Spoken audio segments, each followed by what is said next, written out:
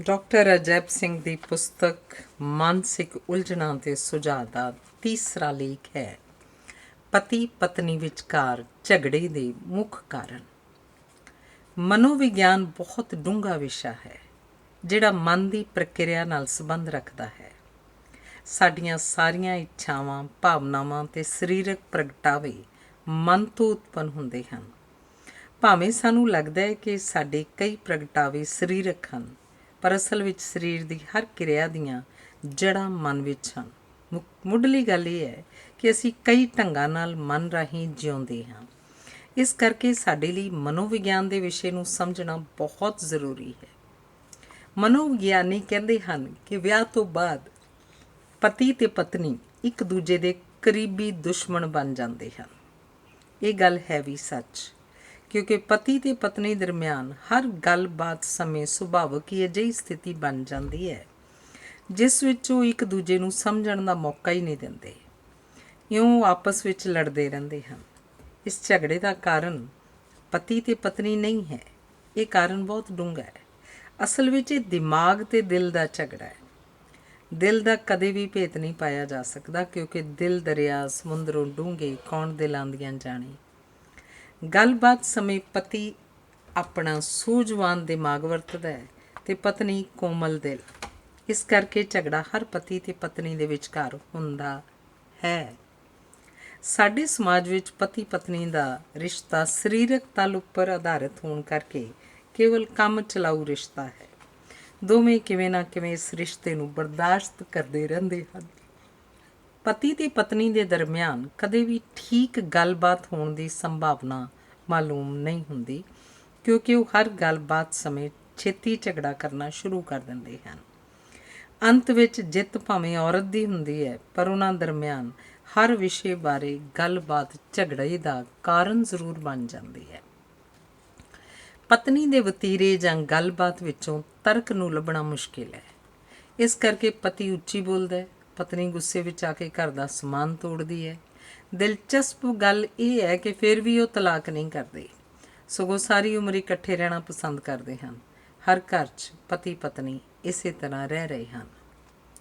ਇੱਥੇ Albert Einstein ਤੇ ਉਹਦੀ ਪਤਨੀ ਦੀ ਇੱਕ ਗੱਲ ਦੱਸਣੀ ਰੌਚਿਕ ਹੋਏਗੀ।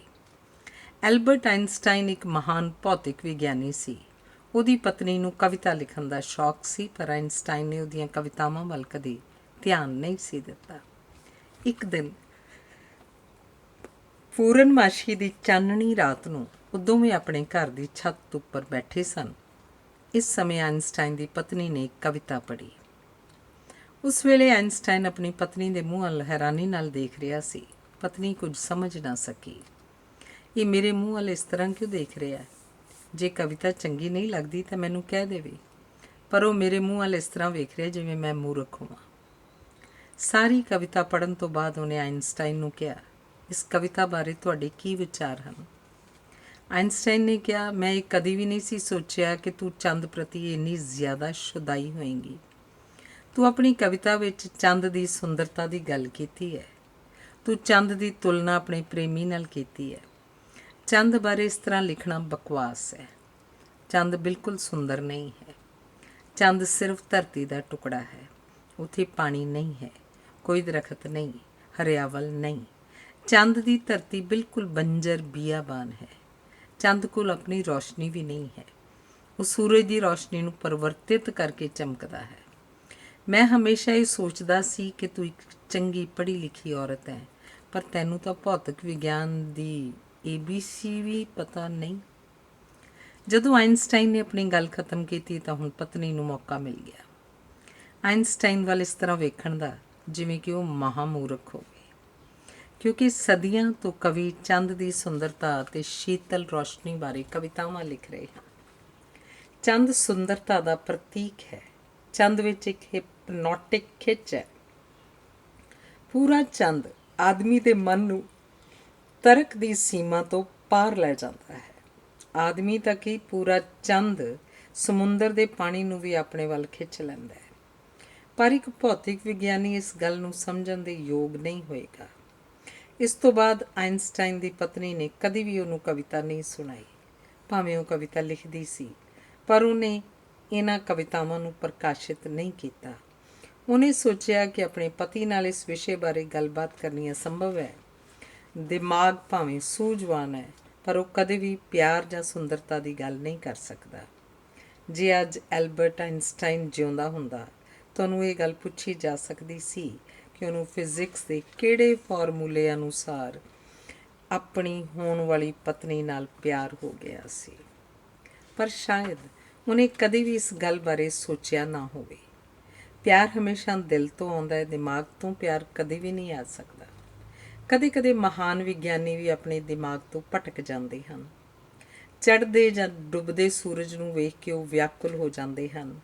ਇਸ ਸਮੇਂ ਉਹ ਭੁੱਲ ਜਾਂਦੇ ਹਨ ਕਿ ਮੈਂ ਇੱਕ ਵਿਗਿਆਨੀ ਹਾਂ। ਹਰ ਵਿਗਿਆਨੀ ਇਸੇ ਤਰ੍ਹਾਂ ਔਰਤ ਦੇ ਪਿਆਰ 'ਚ ਫਸ ਜਾਂਦਾ ਹੈ। ਫਿਰ ਉਹ ਕਦੇ ਨਹੀਂ ਸੋਚਦਾ ਕਿ ਪਿਆਰ ਕੀ ਹੈ। ਸਾਰੇ ਸੰਸਾਰ ਵਿੱਚ ਹਰ ਪਤੀ ਅਤੇ ਹਰ ਪਤਨੀ ਦੀ ਮਾਨਸਿਕ ਅਵਸਥਾ ਵੱਖ-ਵੱਖ ਹੁੰਦੀ ਹੈ। ਇਸ ਕਰਕੇ ਉਹ ਕਦੇ ਵੀ ਇੱਕ ਦੂਜੇ ਨੂੰ ਸਮਝ ਨਹੀਂ ਸਕਦੇ। ਉਹਨਾਂ ਦੇ ਦਰਮਿਆਨ ਗਲਤਫਹਿਮੀ ਹੋਣੀ ਸੁਭਾਵਿਕ ਹੈ। ਅੱਜ ਕੱਲ੍ਹ ਮਨੋਵਿਗਿਆਨਕ ਅਧਿਐਨ ਵੀ ਵਿਕਸਿਤ ਹੁੰਦਾ ਜਾ ਰਿਹਾ ਹੈ। ਮਨੋਵਿਗਿਆਨੀਆਂ ਦੀ ਖੋਜ ਅਨੁਸਾਰ ਸਾਡਾ ਇੱਕ ਮਨ ਨਹੀਂ, ਸਾਡੇ ਦੋ ਮਨ ਹਨ। ਸਾਡਾ ਦਿਮਾਗ ਸੱਜਾ ਅਤੇ ਖੱਬਾ ਦੋ ਹਿੱਸਿਆਂ 'ਚ ਵੰਡਿਆ ਹੋਇਆ ਹੈ। ਸੱਜਾ ਦਿਮਾਗ ਖਿਆਲੀ, ਕਲਪਿਤ, ਭਾਵੁਕ, ਦਲੀਲ ਰਹਿਤ ਅਤੇ ਧਾਰਮਿਕ ਵਿਚਾਰਾਂ ਦੀ ਜਗ੍ਹਾ ਹੈ। ਇਸ ਨੂੰ ਫੀਮੇਲ ਮਨ ਵੀ ਕਹਿ ਸਕਦੇ ਹਾਂ। ਇਸੇ ਤਰ੍ਹਾਂ ਖੱਬੇ ਦਿਮਾਗ ਨੂੰ ਮੇਲ ਮਨ ਕਹਿ ਸਕਦੇ ਹਾਂ, ਕਿਉਂਕਿ ਇਹ ਤਰਕ ਅਤੇ ਸਮਝ ਨਾਲ ਸੰਬੰਧ ਰੱਖਦਾ ਹੈ। ਸਾਡੇ ਅੰਦਰ ਇਹ ਦੋਵੇਂ ਮਨ ਆਪਸ ਵਿੱਚ ਝਗੜਾ ਕਰਦੇ ਹਨ, ਜਿਸ ਕਰਕੇ ਅਸੀਂ ਪਰੇਸ਼ਾਨ ਅਤੇ ਅਸ਼ਾਂਤ ਰਹਿੰਦੇ ਹਾਂ। ਭਾਵੇਂ ਅਸੀਂ ਇਸ ਗੱਲ ਤੋਂ ਜਾਣੂ ਨਹੀਂ, ਪਰ ਇਹ ਦੋਵੇਂ ਮਨ ਸਾਡੇ ਅੰਦਰ ਸਿਆਸਤ ਦੀ ਜੜ੍ਹ ਹਨ। ਜੋ ਸਾਡੇ ਅੰਦਰ ਹੈ ਉਹੀ ਬਾਹਰ ਸਾਡੇ ਵਿਵਹਾਰ 'ਚ ਪ੍ਰਗਟ ਹੋ ਰਿਹਾ ਹੈ। ਮਰਦਾਂ ਦਾ ਖੱਬਾ ਦਿਮਾਗ ਕੁਦਰਤੀ ਤੌਰ 'ਤੇ ਪ੍ਰਭਾਵਸ਼ਾਲੀ ਹੁੰਦਾ ਹੈ ਅਤੇ ਔਰਤਾਂ ਦਾ ਸੱਜਾ ਦਿਮਾਗ। ਇਹੀ ਕਾਰਨ ਹੈ ਕਿ ਔਰਤ ਅਤੇ ਮਰਦ ਬਹੁਤੀ ਦੇਰ ਇਕੱਠੇ ਗੱਲਬਾਤ ਨਹੀਂ ਕਰ ਸਕਦੇ। ਔਰਤ ਅਤੇ ਮਰਦ ਵਿੱਚ ਭਾਵੇਂ ਕੋਈ ਵੀ ਰਿਸ਼ਤਾ ਹੋਵੇ, ਇਹ ਆਪਸ ਵਿੱਚ ਇੱਕ ਦੂਜੇ ਨੂੰ ਪਰੇਸ਼ਾਨ ਕਰਦੇ ਰਹਿੰਦੇ ਹਨ। ਇਸ ਦਾ ਕੀ ਕਾਰਨ ਹੋ ਸਕਦਾ ਹੈ? ਮਨੋਵਿਗਿਆਨੀ ਇਹ ਕਹਿੰਦੇ ਹਨ, ਅਸਲ ਵਿੱਚ ਔਰਤ ਅਤੇ ਮਰਦ ਦੀ ਇਹ ਲੜਾਈ ਬਾਹਰ ਨਹੀਂ ਹੈ। ਇਸ ਝਗੜੇ ਦੀ ਜੜ੍ਹ ਹਰ ਔਰਤ ਅਤੇ ਹਰ ਮਰਦ ਦੇ ਅੰਦਰ ਹੈ। ਮਰਦ ਦਾ ਖੱਬਾ ਦਿਮਾਗ ਜ਼ਿਆਦਾ ਪ੍ਰਭਾਵਸ਼ਾਲੀ ਹੋਣ ਕਰਕੇ ਲਗਾਤਾਰ ਆਪਣੇ ਸੱਜੇ ਦਿਮਾਗ ਨੂੰ ਦਬਾਉਣ ਦੀ ਕੋਸ਼ਿਸ਼ ਕਰਦਾ ਹੈ। ਇਸ ਕਰਕੇ ਮਰਦ ਬਾਹਰ ਔਰਤ ਨਾਲ ਵੀ ਅਜਿਹਾ ਹੀ ਵਿਵਹਾਰ ਕਰਦਾ ਹੈ। ਔਰਤ ਦਾ ਸੱਜਾ ਦਿਮਾਗ ਜ਼ਿਆਦਾ ਪ੍ਰਭਾਵਸ਼ਾਲੀ ਹੋਣ ਕਰਕੇ ਉਹ ਬਾਹਰ ਆਪਣੇ ਮਰਦ ਨਾਲ ਐਵੇਂ ਨਿੱਕੀਆਂ ਨਿੱਕੀਆਂ ਗੱਲਾਂ ਤੋਂ ਝਗੜਾ ਕਰਦੀ ਹੈ। ਇਸ ਕਰਕੇ ਔਰਤ ਅਤੇ ਮਰਦ ਦੇ ਆਪਸ ਵਿੱਚ ਤਕਰੀਬਨ ਸਾਰੇ ਸੰਬੰਧ ਸੁਖਾਵੇਂ ਨਹੀਂ ਹਨ। ਮਰਦ ਅਤੇ ਔਰਤ ਵਿੱਚ ਇਹ ਸੰਬੰਧ ਭਾਵੇਂ ਪਤੀ ਪਤਨੀ ਦਾ ਹੈ, ਭਾਵੇਂ ਦੋਸਤੀ ਜਾਂ ਪ੍ਰੇਮੀ ਪ੍ਰੇਮਿਕਾ ਦਾ। ਸ਼ੁਰੂ ਵਿੱਚ ਇਹ ਸੰਬੰਧ ਇਸ ਕਰਕੇ ਠੀਕ ਲੱਗਦੇ ਹਨ ਕਿਉਂਕਿ ਅਸੀਂ ਆਪਣੀ ਅਸਲੀਅਤ ਨੂੰ ਪ੍ਰਗਟ ਕਰਨ ਦੀ ਬਜਾਏ ਆਪਣੇ ਵਿਵਹਾਰ ਦਾ ਸਿਰਫ ਢੋਂਗ ਜਾਂ ਦਿਖਾਵਾ ਹੀ ਕਰਦੇ ਹਾਂ। ਜਦੋਂ ਕੁਝ ਦੇਰ ਬਾਅਦ ਰਿਸ਼ਤਾ ਪੂਰੀ ਤਰ੍ਹਾਂ ਸਥਾਪਿਤ ਹੋ ਜਾਂਦਾ ਹੈ ਤਾਂ ਸਾਡਾ ਅੰਦਰੂਨੀ ਝਗੜਾ ਉੱਭਰ ਕੇ ਬਾਹਰ ਸਾਡੇ ਸੰਬੰਧ ਵਿੱਚ ਆਪਣਾ ਅਸਲੀ ਅਕਸ ਪ੍ਰਗਟ ਕਰਨਾ ਸ਼ੁਰੂ ਕਰ ਦਿੰਦਾ ਹੈ। ਇਸ ਕਰਕੇ ਸਾਡੀ ਆਪਸ ਵਿੱਚ ਲੜਾਈ ਹੁੰਦੀ ਹੈ ਅਤੇ ਅਸੀਂ ਵੱਖ-ਵੱਖ ਢੰਗਾਂ ਨਾਲ ਇੱਕ ਦੂਜੇ ਨੂੰ ਤੰਗ ਕਰਨਾ ਸ਼ੁਰੂ ਕਰ ਦਿੰਦੇ ਹਾਂ। ਪਿਆਰ ਦਾ ਰਿਸ਼ਤਾ ਇੱਕ ਦੂਜੇ ਨੂੰ ਸੰਤੁਸ਼ਟ ਅਤੇ ਖੁਸ਼ ਕਰਨ ਵਾਲਾ ਰਿਸ਼ਤਾ ਹੈ। ਪਰ ਕੁਝ ਦੇਰ ਬਾਅਦ ਇਸ ਰਿਸ਼ਤੇ ਵਿੱਚ ਵੀ ਤਰੇੜ ਪੈ ਜਾਂਦੀ ਹੈ ਅਤੇ ਇਹ ਪਵਿੱਤਰ ਰਿਸ਼ਤਾ ਨਫ਼ਰਤ ਅਤੇ ਨਰਕ 'ਚ ਬਦਲ ਜਾਂਦਾ ਹੈ। ਜਿੰਨਾ ਚਿਰ ਅਸੀਂ ਆਪਣੇ ਮੇਲ ਅਤੇ ਫੀਮੇਲ ਦਿਮਾਗ ਨੂੰ ਸਥਿਰ ਨਹੀਂ ਕਰ ਲੈਂਦੇ, ਅਸੀਂ ਆਪਸ ਵਿੱਚ ਪਿਆਰ ਅਤੇ ਸ਼ਾਂਤੀ ਨਾਲ ਕਦੀ ਵੀ ਨਹੀਂ ਰਹਿ ਸਕਦੇ, ਕਿਉਂਕਿ ਸਾਡਾ ਇਹ ਅੰਦਰੂਨੀ ਝਗੜੇ ਦਾ ਅਕਸ ਬਾਹਰ ਸਾਡੇ ਵਿਵਹਾਰ ਵਿੱਚ ਵੀ ਪ੍ਰਗਟ ਹੁੰਦਾ ਰਹੇਗਾ। ਰਿਸ਼ਤਾ ਭਾਵੇਂ ਪਤੀ ਪਤਨੀ ਦਾ ਜਾਂ ਕੋਈ ਹੋਰ ਹੋਵੇ, ਸਾਡੀਆਂ ਸਮੱਸਿਆਵਾਂ ਵੱਧਦੀਆਂ ਹੀ ਜਾਣਗੀਆਂ। ਇਸ ਲਈ ਜਿੰਨੀ ਜਲਦੀ ਹੋ ਸਕੇ ਸਾਨੂੰ ਆਪਣੇ ਮੇਲ ਅਤੇ ਫੀਮੇਲ ਮਨ ਵਿੱਚ ਇੱਕ ਸੁਰਤਾ ਪੈਦਾ ਕਰਨ ਦੀ ਬਹੁਤ ਜ਼ਰੂਰਤ ਹੈ। ਇਸ ਤੋਂ ਬਾਅਦ ਪਤੀ ਪਤਨੀ ਕੁਦਰਤ ਦੇ ਕਾਨੂੰਨਾਂ ਅਨੁਸਾਰ ਪਿਆਰ ਅਤੇ ਸ਼ਾਂਤੀ ਨਾਲ ਘਰ 'ਚ ਇਕੱਠੇ ਰਹਿ ਸਕਦੇ ਹਨ, ਪਰ ਸਾਡਾ ਮਨ ਇਸ ਅਟੱਲ ਸੱਚਾਈ ਨੂੰ ਸਮਝਣ ਤੋਂ ਅਸਮਰਥ ਹੈ। ਜੇ ਤੁਹਾਨੂੰ ਇਸ ਭੇਦ ਦੀ ਸਮਝ ਲੱਗ ਗਈ ਹੈ ਤਾਂ ਇਹਨਾਂ ਦੋਹਾਂ ਮਨਾਂ ਵਿੱਚ ਰੋਜ਼ ਬਾਕਾਇਦਾ 5 ਮਿੰਟ ਮੈਡੀਟੇਸ਼ਨ ਕਰਨ ਨਾਲ ਸਮਝੌਤਾ ਕੀਤਾ ਜਾ ਸਕਦਾ ਹੈ। ਪਤੀ ਅਤੇ ਪਤਨੀ ਲਈ ਝਗੜੇ ਤੋਂ ਬਚਣ ਦਾ ਕੋਈ ਹੋਰ ਹੱਲ ਨਹੀਂ ਹੈ। ਮੈਡੀਟੇਸ਼ਨ ਸ਼ੁਰੂ ਕਰਨ ਵੇਲੇ ਲੱਤਾਂ ਦੀ ਚੌਂਕੜੀ ਮਾਰ ਕੇ ਜ਼ਮੀਨ ਉੱਪਰ ਬੈਠੋ। ਸਿਰ, ਗਰਦਨ ਤੇ ਰੀੜ੍ਹ ਦੀ ਹੱਡੀ ਇੱਕ ਸਿੱਧੀ ਰੇਖਾ ਵਿੱਚ ਹੋਣੇ ਚਾਹੀਦੇ ਹਨ। ਦੋਵੇਂ ਹੱਥ ਗੋਡਿਆਂ ਉੱਤੇ ਰੱਖੋ। ਇਸ ਆਸਣ ਵਿੱਚ ਸਰੀਰ ਦੀ ਸ਼ਕਤੀ ਅੰਦਰੇ ਅੰਦਰ ਚੱਕਰ ਲਾਉਂਦੀ ਹੈ। ਹੁਣ ਦੋਵੇਂ ਅੱਖਾਂ ਬੰਦ ਕਰਕੇ ਪੂਰੇ ਜ਼ੋਰ ਨਾਲ ਸਾਰਾ ਸਾਹ ਬਾਹਰ ਕੱਢੋ। ਇਸ ਤੋਂ ਬਾਅਦ ਹੋਰ ਲੰਮਾ ਸਾਹ ਬਿਨਾਂ ਕਿਸੇ ਸਮੱਸਿਆ ਤੋਂ ਆਪਣੇ ਆਪ ਢਿੱਡ ਅੰਦਰ ਆ ਜਾਏਗਾ। ਇਸ ਤਰ੍ਹਾਂ ਸਰੀਰ ਅੰਦਰ ਲੰਮੇ ਅਤੇ ਡੂੰਘੇ ਸਾਹਾਂ ਦੀ ਪ੍ਰਕਿਰਿਆ ਸ਼ੁਰੂ ਹੋ ਸਕਦੀ ਹੈ। ਇਸ ਗੱਲ ਦਾ ਖਿਆਲ ਰੱਖਣਾ ਚਾਹੀਦਾ ਹੈ ਕਿ ਹਰ ਸਾਹ ਛਾਤੀ ਦੀ ਬਜਾਏ ਢਿੱਡ ਵਿੱਚੋਂ ਡੂੰਘਾ ਆਉਣਾ ਚਾਹੀਦਾ ਹੈ। 5 ਮਿੰਟ ਇਸ ਤਰ੍ਹਾਂ ਅਭਿਆਸ ਕਰਨ ਤੋਂ ਬਾਅਦ ਕੁਝ ਦੇਰ ਆਰਾਮ ਕਰੋ। ਇੱਕ ਦਿਨ ਅਚਾਨਕ ਹੀ ਤੁਸੀਂ ਇਹ ਜਾਣ ਕੇ ਹੈਰਾਨ ਹੋ ਜਾਓਗੇ ਕਿ ਕਿਵੇਂ ਇਸ ਪ੍ਰਕਿਰਿਆ ਦੇ ਅਭਿਆਸ ਨਾਲ ਮੇਲ ਅਤੇ ਫੀਮੇਲ ਮਨ ਆਪਸ ਵਿੱਚ ਮਿਲ ਕੇ ਇੱਕ ਹੋ ਜਾਂਦੇ ਹਨ। ਇਸ ਤਰ੍ਹਾਂ ਸਾਰਾ ਸਰੀਰ ਇੱਕ ਨਵੀਂ ਚੇਤਨਾ ਅਤੇ ਨਵੀਂ ਸ਼ਕਤੀ ਨਾਲ ਭਰ ਸਕਦਾ ਹੈ। ਪਤੀ ਅਤੇ ਪਤਨੀ ਦੋਹਾਂ ਨੂੰ ਆਪਣੇ ਮਨ ਦੀ ਸਥਿਰਤਾ ਲਈ ਇਹ ਅਭਿਆਸ ਸਿੱਖਣਾ ਚਾਹੀਦਾ ਹੈ। ਧੰਨਵਾਦ। ਡਾਕਟਰ ਅਜੈਬ ਸਿੰਘ ਦੀ ਪੁਸਤਕ ਮਾਨਸਿਕ ਉਲਝਣਾਂ ਅਤੇ ਸੁਝਾਅ ਦਾ ਚੌਥਾ ਲੇਖ ਹੈ, ਔਰਤ ਦਾ ਆਗਿਆ ਚੱਕਰ। ਅੱਖਾਂ ਦੇ ਵਿਚਕਾਰ ਭਰਵੱਟਿਆਂ ਤੋਂ ਥੋੜ੍ਹਾ ਜਿਹਾ ਉੱਪਰ ਇੱਕ ਬਿੰਦੂ ਹੈ, ਜਿਸ ਨੂੰ ਆਗਿਆ ਚੱਕਰ ਜਾਂ ਸ਼ਿਵ ਨੇਤਰ ਵੀ ਕਿਹਾ ਜਾਂਦਾ ਹੈ। ਇਹ ਬਿੰਦੂ ਦੋ ਅੱਖਾਂ ਦੇ ਦਰਮਿਆਨ ਤਕਰੀਬਨ 5 ਸੈਂਟੀਮੀਟਰ ਅੰਦਰ ਵੱਲ ਹੁੰਦਾ ਹੈ। ਇਹ ਬਹੁਤ ਭੇਤ ਭਰਿਆ ਅਤੇ ਸੰਵੇਦਨਸ਼ੀਲ ਬਿੰਦੂ ਹੈ ਅਤੇ ਇਹਦੀ ਉਤੇਜਨਾ ਨਾਲ ਸਾਡਾ ਇਰਾਦਾ ਮਜ਼ਬੂਤ ਹੁੰਦਾ ਹੈ। ਆਗਿਆ ਚੱਕਰ ਦਾ ਮਤਲਬ ਹੈ ਜੀਵਨ ਵਿੱਚ ਕੁਦਰਤੀ ਅਨੁਸ਼ਾਸਨ ਪੈਦਾ ਕਰਨ ਵਾਲਾ ਚੱਕਰ। ਆਦਮੀਆਂ ਨਾਲੋਂ ਔਰਤਾਂ ਵਿੱਚ ਇਹ ਆਗਿਆ ਚੱਕਰ ਬਹੁਤ ਹੀ ਕਮਜ਼ੋਰ ਹੁੰਦਾ ਹੈ। ਇਹ ਕਮਜ਼ੋਰ ਹੋਣਾ ਵੀ ਚਾਹੀਦਾ ਹੈ, ਕਿਉਂਕਿ ਔਰਤ ਆਪਣੇ ਆਪ ਨੂੰ ਦੂਸਰੇ ਦੇ ਹਵਾਲੇ ਕਰਕੇ ਖੁਸ਼ ਰਹਿੰਦੀ ਹੈ। ਸਮਰਪਣ ਕਰਨ ਵਿੱਚ ਹੀ ਉਹਦੀ ਸੁੰਦਰਤਾ ਹੈ। ਜੇ ਉਹਦਾ ਆਗਿਆ ਚੱਕਰ ਸ਼ਕਤੀਸ਼ਾਲੀ ਹੋਏਗਾ ਤਾਂ ਉਸ ਲਈ ਸਮਰਪਣ ਕਰਨਾ ਔਖਾ ਹੋਏਗਾ। ਇਸ ਕਰਕੇ ਔਰਤ ਸਦਾ ਦੂਸਰੇ ਦੀ ਮਦਦ ਚਾਹੁੰਦੀ ਹੈ। ਉਹ ਆਪ ਆਪਣੇ ਪੈਰਾਂ 'ਤੇ ਖੜ੍ਹਾ ਹੋਣ ਦੀ ਦਲੇਰੀ ਨਹੀਂ ਕਰ ਸਕਦੀ। ਉਹ ਕਿਸੇ ਨਾ ਕਿਸੇ ਰੂਪ ਵਿੱਚ ਦੂਸਰੇ ਦੀ ਮਦਦ ਚਾਹੁੰਦੀ ਹੈ, ਕੋਈ ਉਸ ਨੂੰ ਗਾਈਡ ਕਰੇ। ਉਹ ਕਿਸੇ ਦੀ ਪੈਰਵੀ ਤੋਂ ਖੁਸ਼ ਹੁੰਦੀ ਹੈ। ਕੇਵਲ ਸਾਡੇ ਭਾਰਤ ਦੇਸ਼ ਵਿੱਚ ਕਿਵੇਂ ਨਾ ਕਿਵੇਂ ਔਰਤ ਦੇ ਆਗਿਆ ਚੱਕਰ ਨੂੰ ਉਤੇਜਿਤ ਕਰਨ ਦੀ ਕੋਸ਼ਿਸ਼ ਕੀਤੀ ਗਈ ਹੈ, ਕਿਉਂਕਿ ਜਿੰਨਾ ਚਿਰ ਔਰਤ ਦਾ ਆਗਿਆ ਚੱਕਰ ਉਤੇਜਿਤ ਨਹੀਂ ਹੁੰਦਾ, ਉਨਾ ਚਿਰ ਉਹ ਅਧਿਆਤਮਕ ਜੀਵਨ ਵਿੱਚ ਤਰੱਕੀ ਕਰਨ ਦੇ ਯੋਗ ਨਹੀਂ ਹੋ ਸਕਦੀ। ਉਹ ਮੈਡੀਟੇਸ਼ਨ ਦੇ ਅਭਿਆਸ ਵਿੱਚ ਵੀ ਤਰੱਕੀ ਨਹੀਂ ਕਰ ਸਕਦੀ। ਇਸ ਲਈ ਉਹਦੇ ਆਗਿਆ ਚੱਕਰ ਨੂੰ ਸ਼ਕਤੀਸ਼ਾਲੀ ਬਣਾਉਣਾ ਜ਼ਰੂਰੀ ਹੈ।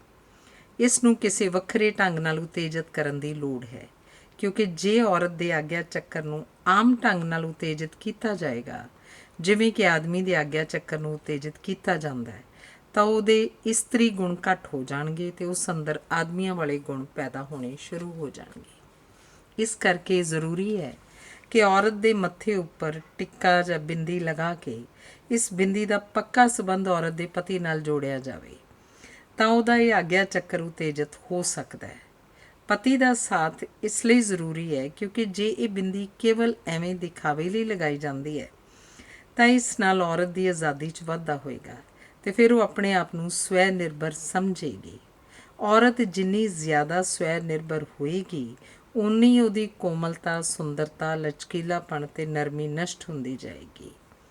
ਉਹ ਨਿਮਰਤਾ ਨਾਲ ਹੀ ਦੂਸਰਿਆਂ ਤੋਂ ਮਦਦ ਲੈਂਦੀ ਹੈ, ਪਰ ਜੇ ਉਹ ਸਵੈ ਨਿਰਭਰ ਹੋਏਗੀ ਤਾਂ ਉਹਦਾ ਸੁਭਾਅ ਸਖਤ, ਜ਼ਿੱਦੀ ਅਤੇ ਅੜੀਅਲ ਬਣ ਜਾਏਗਾ। ਇਸ ਕਰਕੇ ਯੋਗਾ ਵਿੱਚ ਇਸ ਗੱਲ ਨੂੰ ਚੰਗੀ ਤਰ੍ਹਾਂ ਵਿਚਾਰਿਆ ਗਿਆ ਹੈ ਕਿ ਜੇ ਔਰਤ ਦੇ ਆਗਿਆ ਚੱਕਰ ਨੂੰ ਸਿੱਧੇ ਤੌਰ 'ਤੇ ਤਾਕਤਵਰ ਬਣਾਇਆ ਜਾਏ ਤਾਂ ਉਹਦੇ ਇਸਤਰੀ ਗੁਣਾਂ ਨੂੰ ਨੁਕਸਾਨ ਹੋ ਸਕਦਾ ਹੈ ਅਤੇ ਮਾਂ ਬਣਨ ਲਈ ਉਸ ਨੂੰ ਕਈ ਮੁਸ਼ਕਲਾਂ ਪੇਸ਼ ਆ ਸਕਦੀਆਂ ਹਨ। ਉਸ ਲਈ ਸਮਰਪਣ ਕਰਨਾ ਵੀ ਔਖਾ ਹੋਏਗਾ। ਇਸ ਕਰਕੇ ਯਤਨ ਇਹ ਕੀਤਾ ਜਾਂਦਾ ਹੈ ਕਿ ਔਰਤ ਦੇ ਆਗਿਆ ਚੱਕਰ ਨੂੰ ਉਤੇਜਿਤ ਕਰਨ ਲਈ ਉਸ ਦਾ ਸੰਬੰਧ ਉਸ ਦੇ ਪਤੀ ਨਾਲ ਜੋੜ ਕੇ ਉਹਦੇ ਪਤੀ ਨੂੰ ਵੀ ਭਾਈਵਾਲ ਬਣਾਇਆ ਜਾਂਦਾ ਹੈ।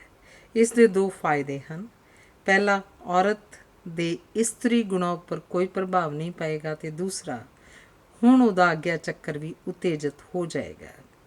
ਇਸ ਗੱਲ ਨੂੰ ਇਸ ਤਰ੍ਹਾਂ ਵੀ ਸਮਝਿਆ ਜਾ ਸਕਦਾ ਹੈ ਜੇ ਔਰਤ ਦੇ ਆਗਿਆ ਚੱਕਰ ਦਾ ਸੰਬੰਧ ਉਹਦੇ ਪਤੀ ਨਾਲ ਜੋੜ ਦਿੱਤਾ ਜਾਵੇ, ਉਹਦਾ ਧਿਆਨ ਹਮੇਸ਼ਾ ਉਹਦੇ ਪਤੀ 'ਚ ਰਹੇਗਾ।